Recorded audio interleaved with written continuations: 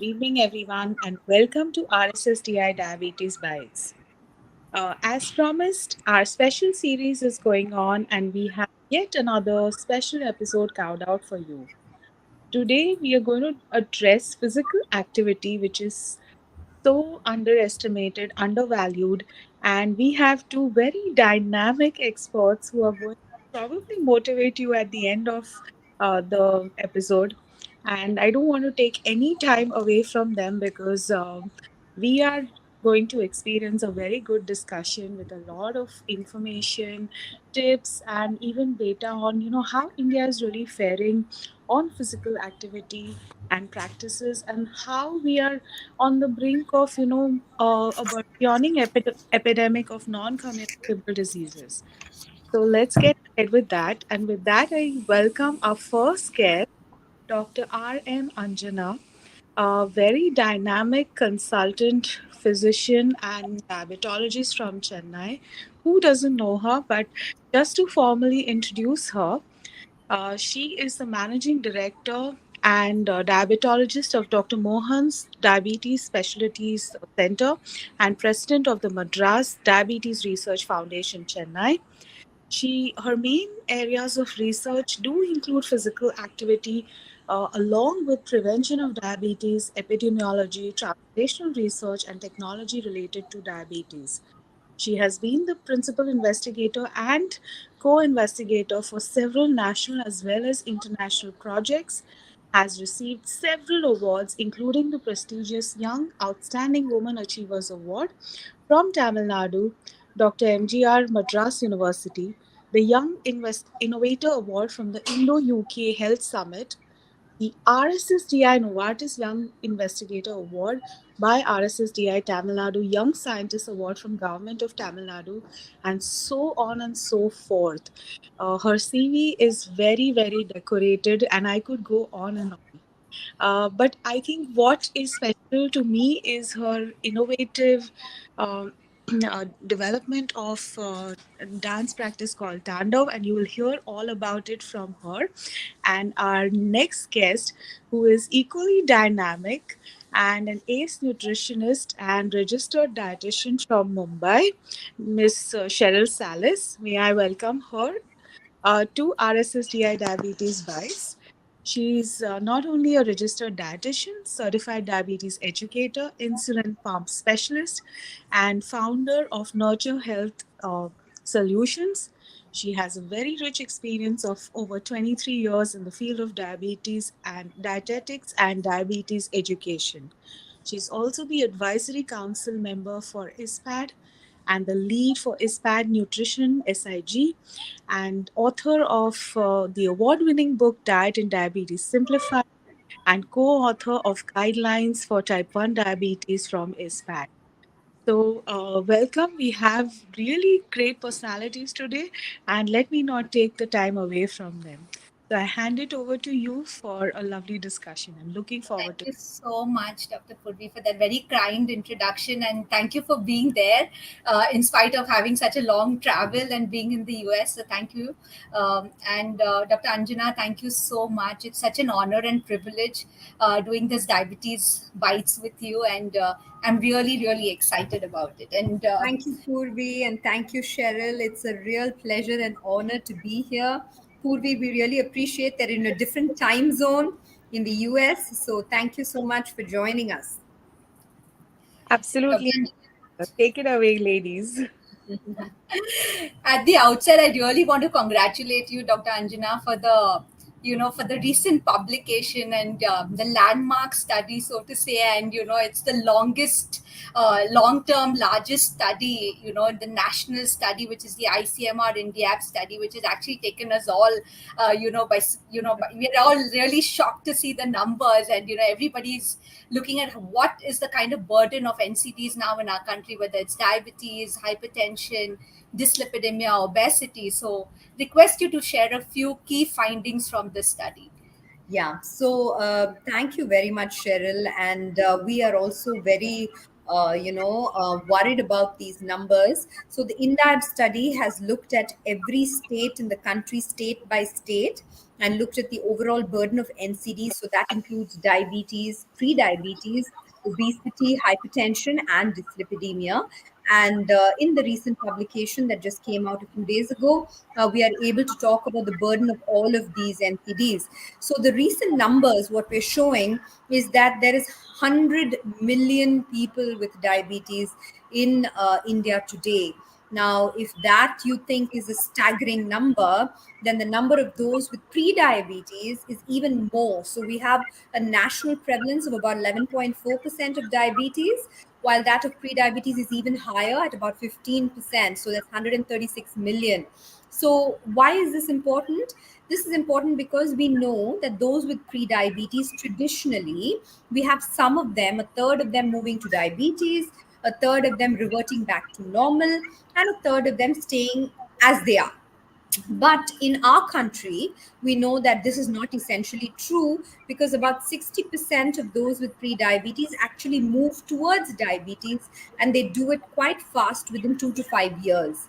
So this means that if your pre-diabetes numbers are high, the conversion into diabetes is going to be even higher. And you can see that this 100 million is going to get only higher. So these, I think, are the primary takeaways. The other important thing is that although we have urban-rural differences, wherein urban NCD is higher completely compared to rural, in pre-diabetes, very funnily, it's equal.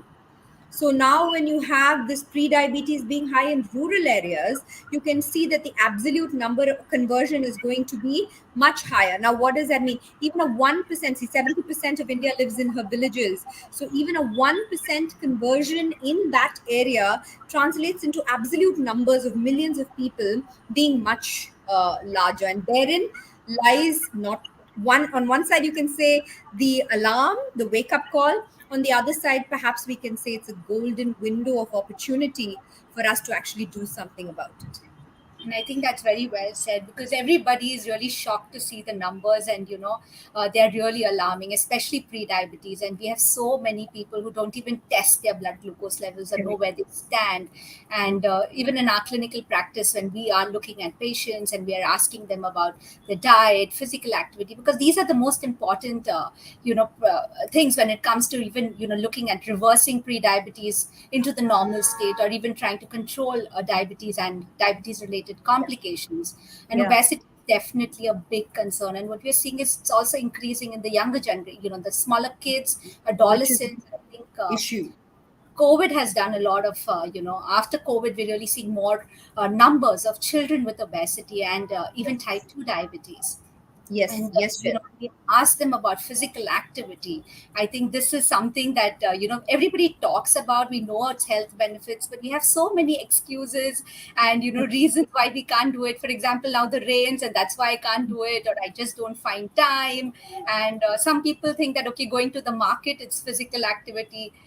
So what really is the definition of physical activity, and what do you think about was there anything that came out in the study, in terms of physical activity and its connection to the rising prevalence and incidence of these NCDs? Absolutely. So let me take the second part first. So it's like this: obesity, when you're talking about type 2 diabetes, which is the commonest type of diabetes, and the diabetes we're talking about, when we say 100 million, 95% of that is type 2. So, on the causal pathway to type 2 is obesity. And a step before obesity is your lack of physical activity, unhealthy diet, etc. So now if you draw like a linear pathway, you have unhealthy habits, including physical activity, diet, then you have obesity, then you have pre-diabetes, you have diabetes, and then stage of complication. So that's how people travel. So now look at physical activity, where it stands. It's in stage 1, right? So if you hit there, then you can prevent all of these other things from ever happening. So earlier studies have shown that just by tackling the two problems of bad diet and physical inactivity, almost, at least theoretically, about 50% of all diabetes can be prevented. 50%. And this is more in women. In women, it's almost 60%. So that is, if you ask me, what is the importance of physical activity? It's that important.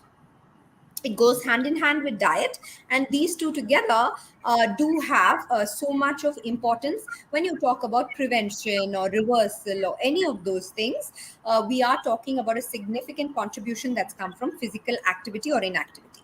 Now, to explain what it is that this physical activity is, now by definition, physical activity is any bodily movement that involves, your muscles, hands, legs, whatever, that's above resting. So, and when you spend energy that results in energy expenditure above resting, that is defined as physical activity. So that involves things like, walking to the bus stop, going to the grocery store, me standing here and moving my hands around. It's physical activity. It's activity of any sort, and the definition of that is physical activity. Now, what is exercise then? Exercise is a subcomponent of physical activity that is usually structured, repetitive, done for a period of time, that is usually aimed at maintaining health and fitness. So things like walking, running, swimming, cycling, dancing, these are all types of physical activity termed as exercise, usually for like an hour ish a day is what exercise is.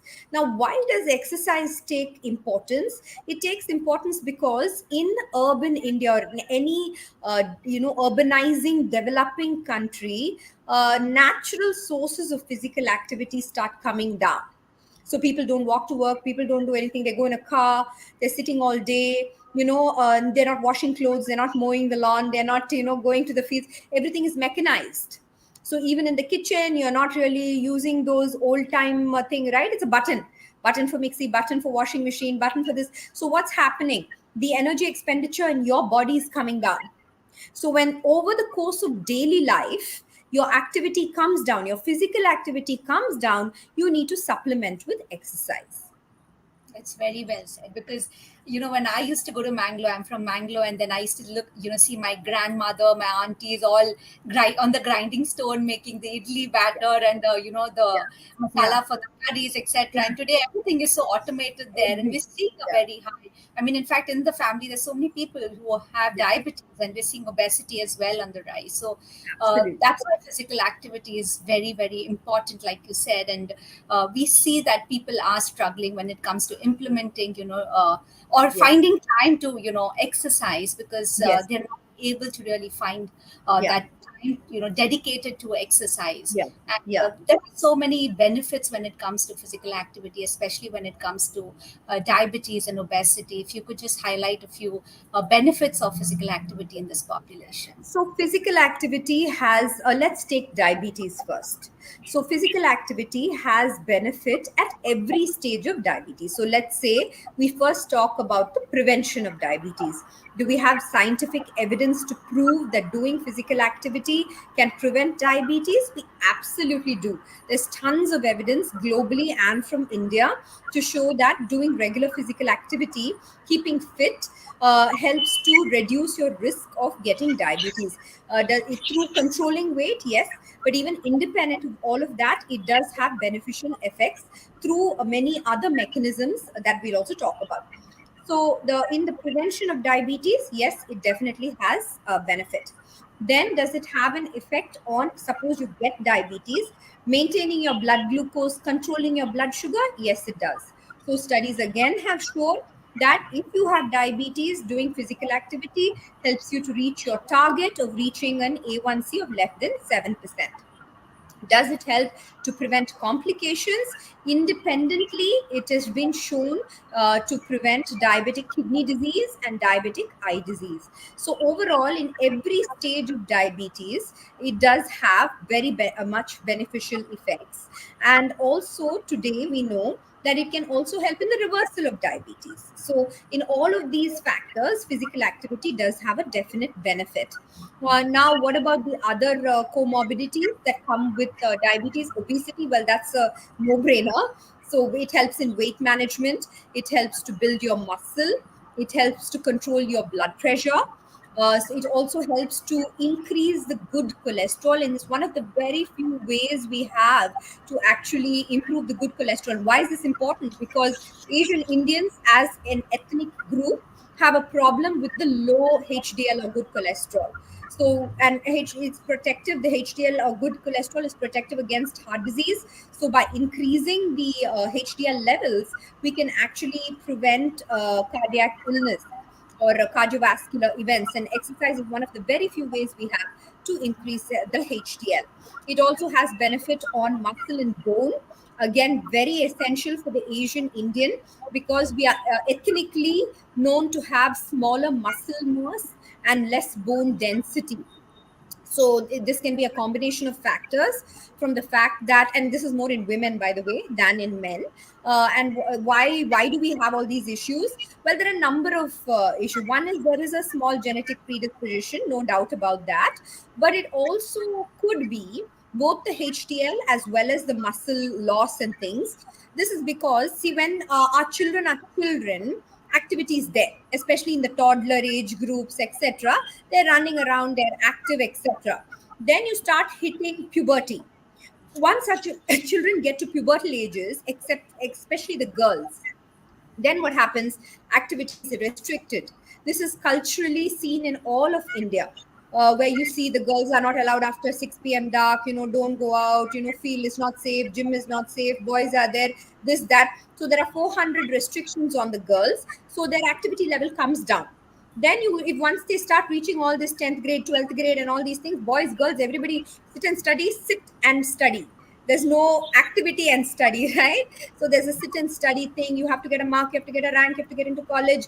So, which is all great. But, what happens is that because of this lack of physical activity, and these kids, once you don't build the behavior in childhood or adolescence, they become adults who are not used to having an active lifestyle. And that kind of carries on into adulthood. With the stressors of adulthood, it only becomes worse. So I think for this reason, these people already they start losing muscle mass after age of 30. So if you want to prevent that, you actively have to build the muscle.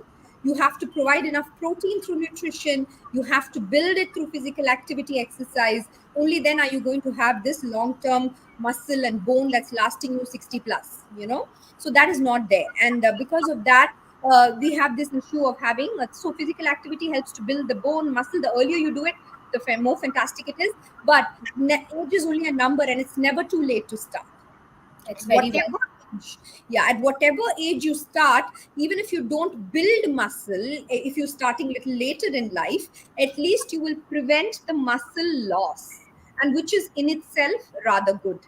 In I think addition, that's so important. I mean, these are very important and pertinent points because we're seeing it. We get a lot of young children, but then when we're looking at, where to fit in the physical activity, we don't have time because morning they're going to school, then from school they go to classes, and yeah, from one class to another. And there's so much of pressure on these kids yeah, that then you feel bad that where do I, try and ask the child to do some exercise because yeah, there's no yeah. time at all. No, And that's why I say, as a society, there is some change that is needed in schools. If the children are both going years, the first thing to get cut is your PT class, your exercise class. This is what goes away. And instead, it's filled with mathematics and science. Nothing wrong with mathematics and science, just that don't take away the physical activity from the kid. The school should encourage it. The parents should encourage. The community should be accepting of it. And then our children will grow to accept it, because it's not just all of these medical benefits that I said. I did not mention that the mental health benefits are also there, right? So, and in today's world where stress, anxiety, and depression has become so common even among children, this is something that's going to release your happy hormones. It's going to keep you away from stress and depression, going to give you stamina, it even prolongs life, right? So I don't think it's undisputed champion in terms. Truthfully, if you ask me if there's one magic pill that'll take care of most of the NCDs, and that is physical activity. And I think it's So, also important for those who are trying, they go on a diet, but then what we see is they're not able to sustain it. So they yeah, gain it all back. And that's when we tell them that, keep the exercise going because that will help at least sustain. You may yeah, not lose more weight, but whatever you've lost, at least you will yeah. be able to retain that weight loss. And that's most Mhm. important. And in Indians, Cheryl, independent of weight loss, physical activity has internal metabolic benefits. Your metabolism is getting so even if you're not losing weight or gaining weight or anything like that, internally the fat distributions, the working of your liver and your heart and your everything that is burning your muscles, especially. So these are all they keep. So even if someone gains a little weight in the subcutaneous space, they are not having disease. And I think Correct. that is one thing that physical. And then on a lighter note, physical activity also works wonders for your skin, hair, etc., etc. So if you want to continue looking pretty for a long period of time, gift yourself exercise, and that's the gift of health.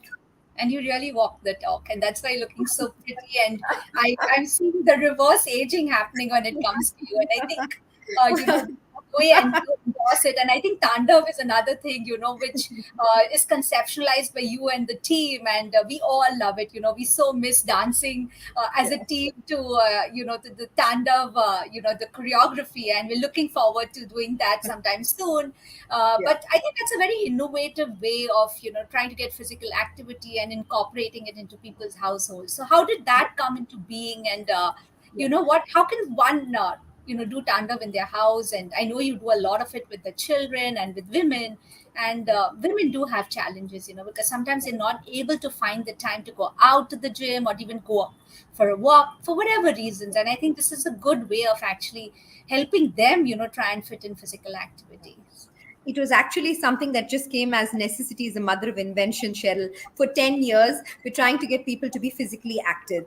We had some degree of success with men, but very little with women for the reasons that you mentioned. They do have commitments, and asking for like an hour a day and all is a big commitment for a woman. So we started thinking, how do we do this? And there were some elements that came out as key. First is that there has to be short time. Second is they needed some metabolic benefit. Three, it had to be some kind of fun to ensure sustainability. They had to want to do it over a period of time, which is when you're going to start getting benefits. So putting all these three together, then we realized that we had to be innovative about it. So we thought about other big thing is cultural acceptability. Telling a woman to go to a gym is not really acceptable if you leave urban India and go towards rural peri-urban and all. People are not going to accept this. That's what we found from our studies. So when we say dance, right, everybody is happy. It's acceptable right from little girls to old women in our country. It's perfectly okay. There are thousands of dance forms, different styles, and everything is acceptable, whether it is classical dance, whether it is any other contemporary. Everybody likes it. Everybody says okay, and there's no thing that says no, no, no, my wife shouldn't do this, my daughter shouldn't do this. There's nothing like that, right? So that's when we started putting principles of exercise called HIIT, high intensity interval training, into dance, and this concept is called as Thandav.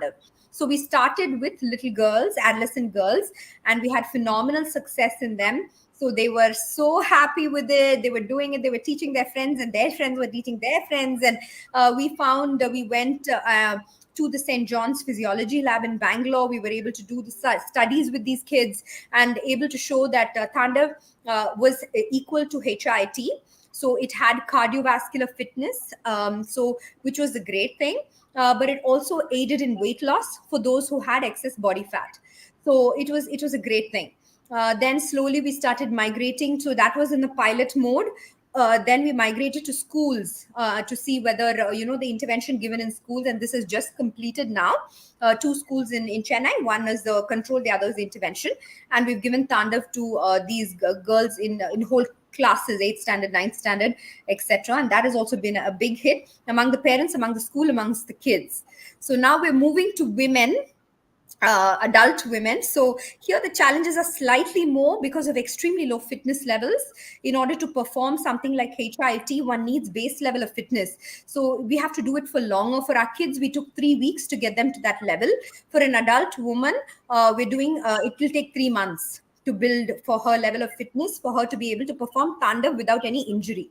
So that's where we're going next. We are also looking at pregnant women. So this is another area. Those who have gestational diabetes convert into main diabetes within a year or two in our population.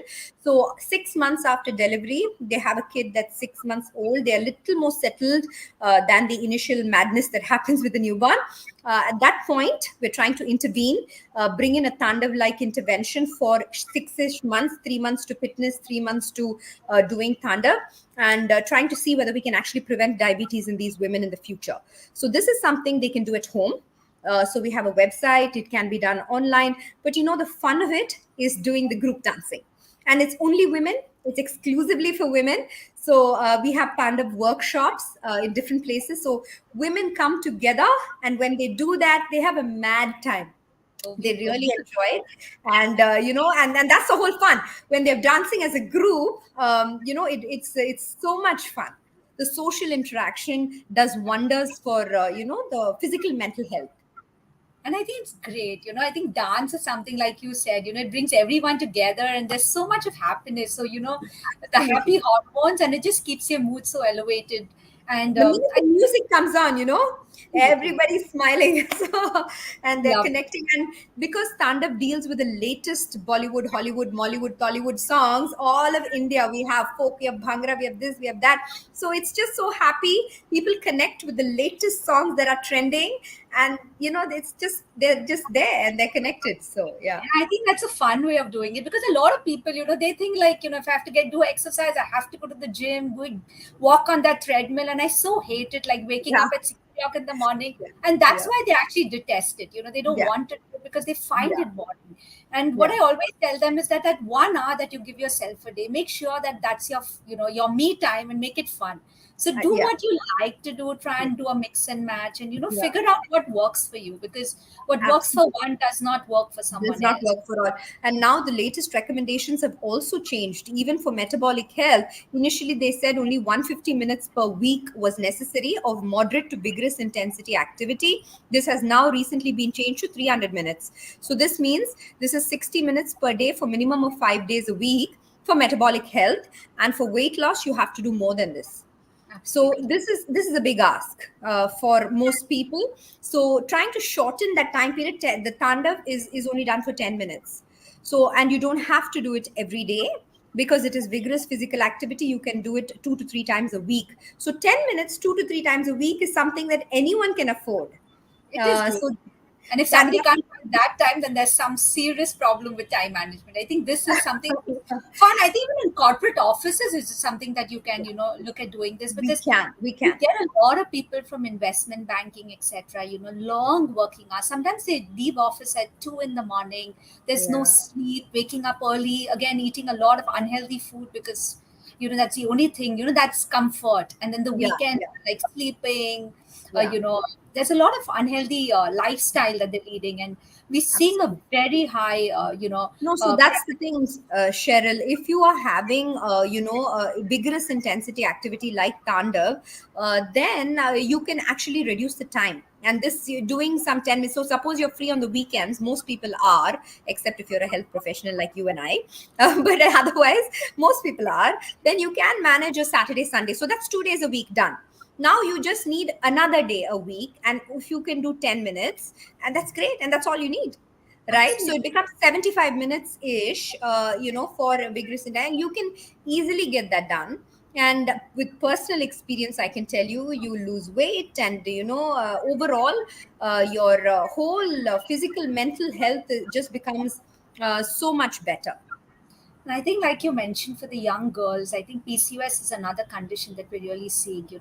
I think every second girl that walks into our clinic with obesity has, PCOS. And I think this is really something which will be very effective in that population. And Yes. I know that you've Yes. done studies with, the girls, and you've seen benefits of this. So I think Yeah. for all the people who are listening, and if you all have PCOS, if your kids have it, I think it's another very good way of incorporating some fun activity, and at the same time, achieving good results.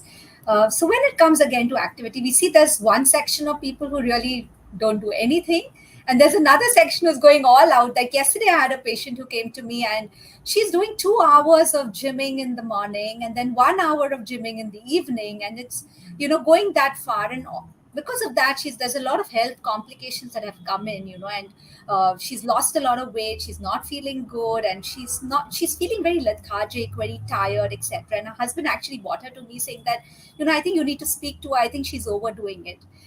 She's gone to that extreme, and we have so many people who, and nowadays you're hearing of so many young people who are experiencing cardiac events in a gym, or they're running a marathon, very fit people.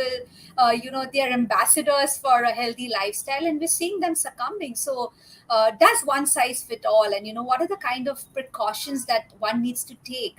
Because honestly, when they go to a gym, I don't think that they actually undergo any kind of a medical checkup or any assessment.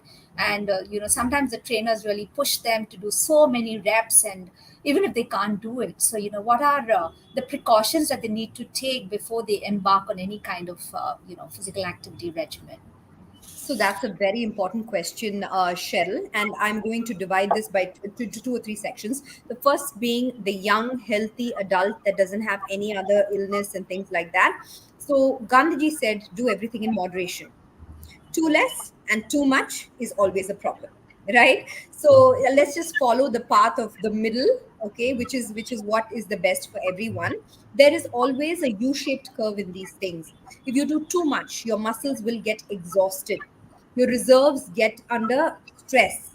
So what happens, you go into that that thing of wherein your body is under excess stress. So then what it does is that it tries to compensate, because you are putting it under too much stress, and that is also not good for you, because when it does that, it starts energy harvesting. And the minute you stop, you're going to have problems, you're going to develop these aches and pains. So it's very simple, just listen to your body, right? And if you are above 55 and you're normal, you definitely need to have a cardiac checkup. You definitely need to have your glucose levels and cholesterol levels, blood pressure checked before you start on any exercise regimen. Now, if you're a diabetic of any age, you definitely need to have your eyes checked, your kidneys checked, your blood pressure, of course, your sugar levels need to be under fair degree. If they're very low or very high, you should not take up an exercise on that particular day. And also you have to see that there's no cardiac underlying cardiac problem, especially if you're slightly older, but also for those who are quite young. So one needs to check these things, get an okay from your physician before you go. Now, this other thing is that now in India we are having very extremes of temperature, so it's very hot, and sometimes it can get quite cold in certain parts of the country. So in extremes of temperature, there is a risk of sudden cardiac death. So one must, especially for those who are diabetic, so one must have all this evaluated and not go blind into it, especially if you're diabetic. Now, the other factor to consider in this day and age is COVID. So COVID has caused a little bit of problems, especially in certain young people. It's not for everybody, but if you have symptoms of long COVID, now this includes symptoms that are persisting for a long period of time, including fatigue, cough, or inability to work or something. It's perhaps not a great idea to do a very active routine. Please note that walking any day is okay for anybody of any age, any illness, anything. But if you then do too much, you can have other risks, health risks also. So, I think that's very, very important. And it's like be your own competition. Don't compete with yeah. someone else, because what suits you will not suit someone else, and what suits someone else is not. So you need to Absolutely. find what And suits you. I think listen moderation to your is body. so Listen important. to your body. One morning you Absolutely. can't wake up, you feel like you need extra sleep, just sleep. It's okay. Nothing will happen. It And doesn't matter on that one day. Do it the next day or do it in the evening when you feel better. Don't push over a certain limit wherein you kind of break. So that I that think is it's a not very, very important point that you've made, because we see sleep, people are really sleeping for not more than 5, 6 hours. And then, they, even though they can't wake up, they wake up because of that pressure. Okay, I have to go to the yeah. gym. And they're not achieving their results. They're not seeing any kind of movement, whether it's on the weighing scale or, we talk more in terms of, like you said, it's not only the numbers on the weighing scale, it's about Yeah. your body fat, it's about your measurements, etc. But we really don't see that. It's because they don't have everything going right for them. The sleep is also a very important factor, and often people don't pay Underestimate enough it. attention to that. I think that's such an important point that you've made. And I think there's so many ways of actually bringing in physical activity, like you mentioned. We also tell people you can do Shatpavli, which is like 100 steps after every Yeah, meal. So, for yeah, example, post breakfast, post lunch, and post dinner, and we have studies which have shown that even doing that will yeah. really help, and at least Absolutely, start slow absolutely, and gradually step up. I think that's absolutely. something that people can. There's a new concept of low intensity physical activity, wherein for someone who's maybe elder, has issues with joints or back pain or something, and cannot do enough of physical activity per day, we allow them to do lower intensity physical activity, just walking at the speed that they're able. But the thing here is that you have to do it for longer periods of time.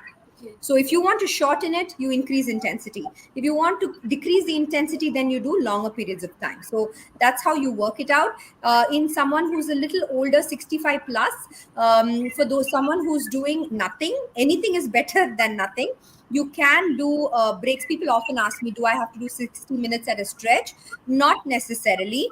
You can do even 10-minute breaks multiple times a day. But more than all of this, there's something called a sedentary behavior. In simple terms, this is sitting. So even if you do 1 hour per day out of 24, you still have 23 hours left in the day, which is affecting your health. So if you're sitting for 23 hours and working out for 1 hour, really doesn't help you. So the thing is that you need to break this. So don't every 1 hour of sitting, just stand up, walk around for a few seconds, come back and sit down. So that itself will give your entire body a motion. Rather than, it's amazing to see people can just sit 3 4 6 hours just like that, one stretch. They'll sit, okay, and they won't move at all. So, and now with all these zooms and things, what has happened is that people don't get up from the bed only, they're always there, everything is and there. So that's really unhealthy. So breaking sedentary behavior, adding a moderate amount of activity, seeing that you sleep enough, you have to drink enough fluid in the day, especially in summertime now. Just maintain, see, none of anything that we discussed, it's all just common sense, truthfully. Okay, it's how you kind of discipline yourself and how you decide that this is a gift to yourself, it's the gift of health. Absolutely.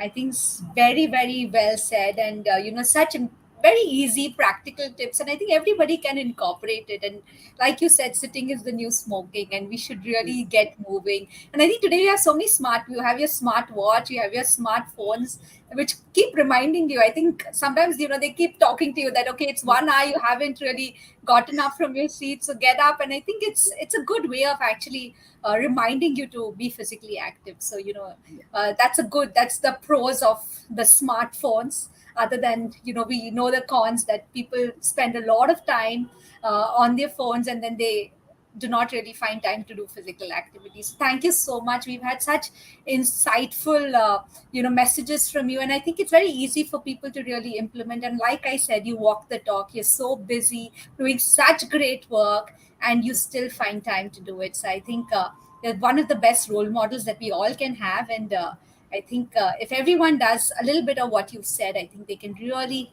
one is we can really reduce the burden of these NCDs that are really shocking and alarming. So over to you, Dr. Purvi. Great. I think this was such an enlightening session, even though I kind of had anticipated what would be discussed. I have one question for both of you. Dr. Anjana, what is the secret to your fitness? My fitness. My fitness is that I started very young. And I think that for me, I remember the days when my dad used to go running in Loyola College campus. Okay. So it was like primarily a boys, hostel and this thing and all that. So I used to go morning 5 o'clock running with him. So it started there, right? And it's a habit. You pick it up. So which is why I keep saying you have to pick it up young, and once you set it in young age, you carry on into adulthood. I think that is a primary thing. I love dancing, so I find a way to dance a couple of times a week. I also find my 1 hour per day is fixed. I do have busy schedules, but if I'm at home, I will do my 1 hour exercise. If that involves waking up a little earlier, then I sleep earlier. and then I try and get that done. If I'm traveling, Purvi, I do a very simple Surya Namaskar routine, and that is very, very effective. You don't need a gym, you don't need, all you need is a little space on the floor, and you can do your Surya Namaskar. Doing 10 or 15 Surya Namaskars is actually quite good in terms of calorie burn and strength and everything. So those work for me during travel. That's a great message, and given we celebrated the International Yoga Day, I think everyone around the world is well aware of what Surya Namaskars are, and I think that was a very helpful tip because people on the go, besides other things, at least they can start with this as the first step towards fitness. And I think even Miss Cheryl, she is a lot into yoga as well. So, Cheryl, tell us about your personal fitness routine as well. So, like Dr. Anjana said, I have that 1 hour which is dedicated, and I make sure that I remove that time for myself, and I don't feel guilty about removing that time. And I think that's most important because I need that me time, and I do yoga, I go for walks. I mean, I try and see what I can fit. I go cycling with my son over the weekends, and it's so much of fun. We'll explore different places, and I definitely like Dr. Anjana said. I think again, we can advise our kids, but they won't really follow the advice, but they will follow our footsteps. So I think Absolutely. that I is agree. such an important thing, to get them, because I'm really worried about the future generation going I where they're agree. going, with everything. So I think it's very important that we do it with our kids and with our family. And it's fun. I mean, I Yeah, really look forward to that I 1 hour with agree. myself. It has been such a fantastic session, and I think it was, the reason I asked you both your personal regimens is so that people know who are watching this will know that you both are walking the talk. It's not just that you're doing research on physical activity or, just advising people something that you yourself don't follow. But I think this was a very, very a good informative session with lots of tips, and we are extremely thankful for you both to have taken this time out and done the session for us. We will also be uploading the session on the RSSDI website, so do ensure that audience can watch it over and over again. To if you miss something, you can always revisit the video and go through that. So, with that, I thank you very much, Dr. Anjana and Ms. Cheryl, on behalf of our RSSDI President, Dr. Makar sir, our Secretary, Dr. Sanjay Agarwal sir, and the entire executive committee as well as the social media team. It was a very, next time we'll probably have a demonstration of Tandav also aired. Yes, we should do it, Anjana. I would love to do it with her It would be a now. pleasure. It would be a pleasure. Excellent. So we can do that. And thank you again for the time taken today for this wonderful session. Thank you, Purvi. Thank you for the opportunity. It's been a pleasure.